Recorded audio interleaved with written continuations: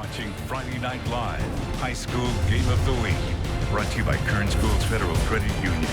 Together, we have something special. And welcome into another edition of Friday Night Live. I'm Stephen Hicks. And I'm Brandon Johansson. Week 4 of the high school football season already. It's hard to believe. I can't believe it, Brandon. But Yeah. Bakersfield, Ridgeview facing top-ranked teams in the state. We've got highlights from West Hills coming up. But first, a big game here in Kern County. Highland East meeting in our game of the week. Both teams coming in tonight with a perfect 2-0 record.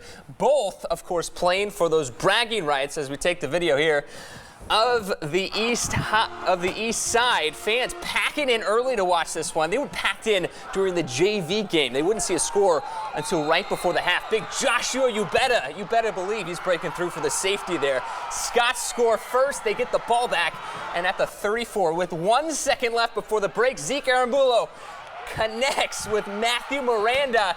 Touchdown is good. Extra point is blocked, so it's 8-0 your score at the break. Second half, Blades with the ball now at Highland's 4. They go for it on 4th down, fumble the ball, so Highland recovers, and on that ensuing drive, Cade Sakamoto, you see him celebrating there. The lights on at Highland. He in at quarterback now, and on the quarterback option, fools everyone for the touchdown, 15-0 Highland. But late fourth quarter, Hakeem Taylor would find some room here on the outside.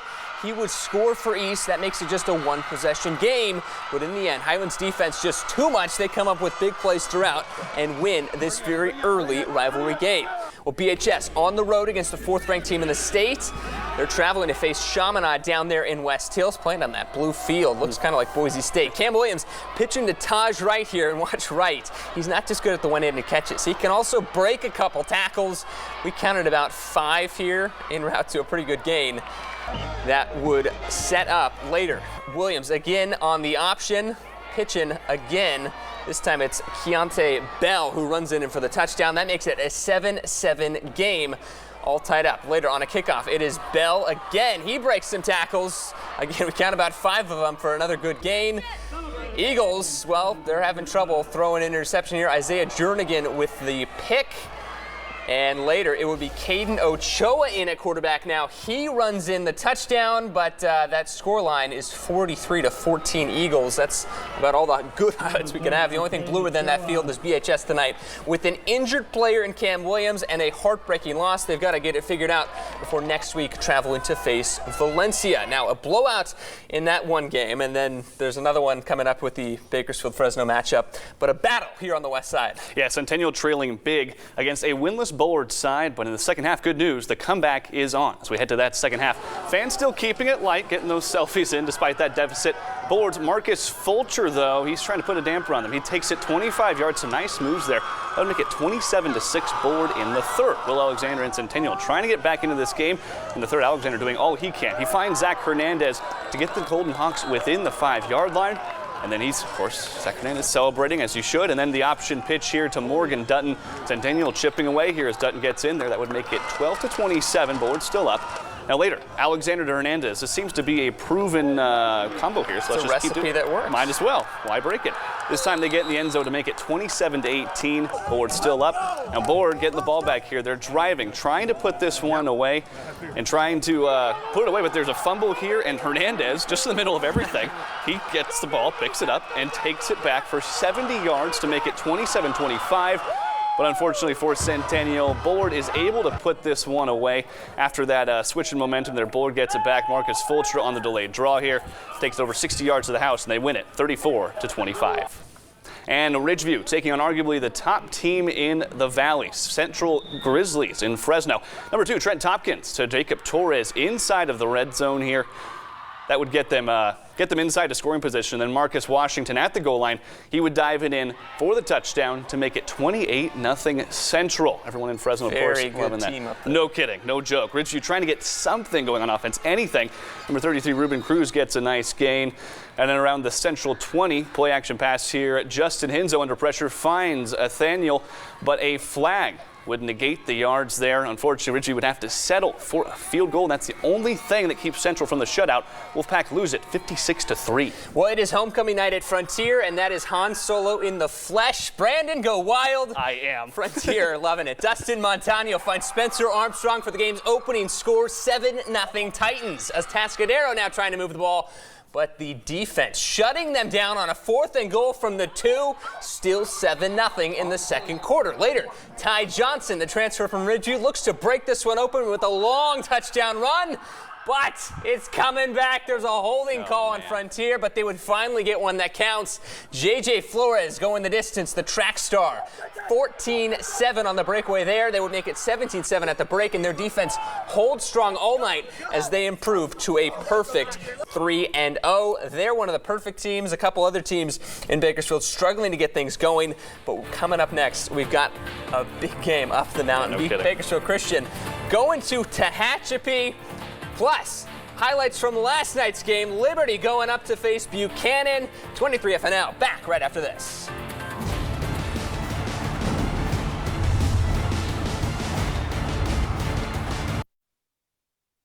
I wore the H block and you're watching 23 Well, welcome back to 23 FNL. Entering the week, the Liberty Patriots 1-1 record had been nothing if not exciting. A missed extra point sealed a win in week 1, and last night's Thursday night action against Buchanan seemed to continue the trend. Coach Nixon and those Patriots visiting Buchanan for some Thursday night football. Bears with the ball in the first, but it is loose. Brock Anderson there falls on the football, and Liberty would take advantage. The ensuing drive gave it to big Sammy Stewart Jr., who pounds in the game's first score from a yard out, but Buchanan would respond. Kendall Milton is getting offers from all across the country. Holds on this time, takes it 22 yards to the house. 2-point conversion makes it 8-7. Later, Tyler Irving with the ball in the handoff. Again, 22-yard run. That's seemingly not the number for the Patriots. He takes it the same distance as before for the touchdown. Patriots looking to respond. Isaiah Hill on the quarterback keeper. Watch him get some good yardage, but also watch as the ball squirts out. Buchanan would recover and hold off the Patriots' late 4th quarter comeback. Patriots now travel to Ridgeview next week. Well, meanwhile, you asked and we answered. Our fan pick of the week is Shafter and Golden Valley this week. And so far this year, Shafter has outscored their opponents 83-6 in their 2 wins, while Golden Valley is attempting to bounce back from their first loss of the season. You can go online and vote for next week's fan pick of the week, but for now, here's highlights from tonight. The Generals drawing first blood in this one as you get the sign if you win. Yeah, it's a great deal. Quarterback Alex Aguilar takes it all the way for the touchdown here. That would put Shafter up 7-0. Second quarter now. Golden Valley's Carl Jones hands it off to Donovan Bravo. He takes it a long way for the touchdown there. I like the move. Just extend it out over the goal line there to make sure you got it. Game tied 7-7. Under 10 to go in the second now. Aguilar goes wide, but it's a pick 6. Carl Jones will run it in for a Bulldog touchdown. That would make the score 13-7. 1 minute left in the second quarter now. Jones now looks for his teammate, but another pick 6.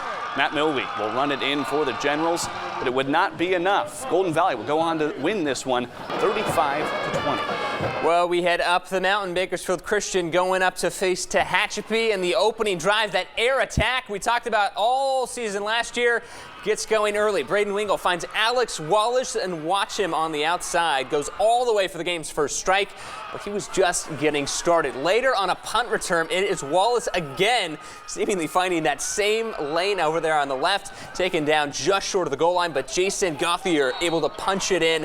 14-0 Bakersfield Christian. In second quarter, Wingle again, all kinds of time, airs it out, and no one's close to Wallace again.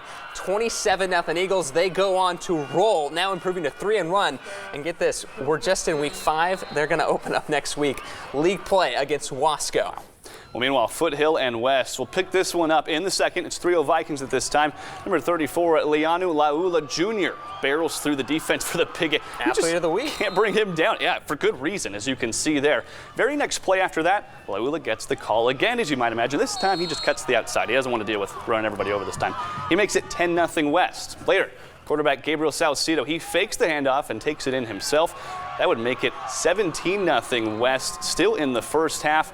And Laula would get the ball again. And like you said, he's athlete of the week. Why would you not give him the ball? Big night for him. He makes it takes it in there, and that West goes on to win it 36-20. Big sophomore continuing to impress. Meanwhile, South hosting Independence. The Rebels looking to make it 3 straight to start the season, down 7-0 with under a minute to go in the first half. Falcons trying to add to their lead, but Cambry Griffin makes a nice defensive play to force the turnover on downs. Unfortunately for South, though, their offense just couldn't get anything going at this point in the game. So in the fourth, Independence's Zachariah, that's the one, Castellion. He keeps it himself, able to score on the quarterback keeper to make it 14-0, and Independence's defense would hold on as they win this one 14-0. Brandon, very exciting games. I could not get over that East Highland game. Yeah. The fans were packed in during the JV game. Yeah, it felt like college atmosphere. It just was. Everyone it was amped awesome. in there. Well, still to come, of course. The best segment of the night, top plays. Who takes home the top honors?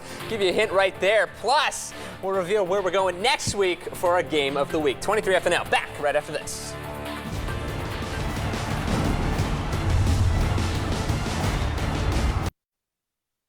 We've talked about their switch to D1, and now they finally meet. Our game of the week next week is Ridgeview hosting Liberty in what looks to be an early battle for playoff seeding. Steven, back to you. All right, Liberty, Ridgeview, our game of the week next week. Top plays right now. Highlands defense swarming all night from safeties to forced fumbles.